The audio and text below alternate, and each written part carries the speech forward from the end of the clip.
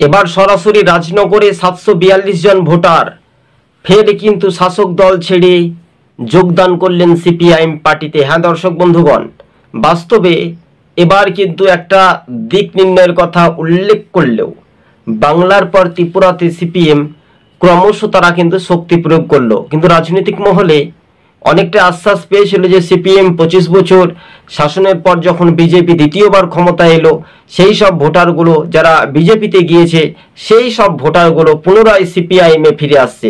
তবে এই নিয়ে উঠছে রাজনৈতিক মহলে প্রশ্ন, তাহলে কি ডক্টর মানিক সাহা কি তাহলে কি সরকারে তাহলে কি ব্যর্থতা? এই নিয়ে উঠছে রাজনৈতিক মহলে বড় প্রশ্ন।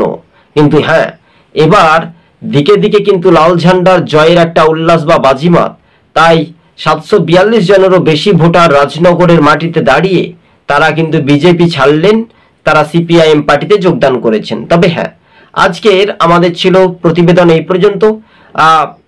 সবুজবঙ্গ নিউজ চ্যানেলটি ভালো লাগলে শেয়ার করে পাশে থাকবেন। ধন্যবাদ।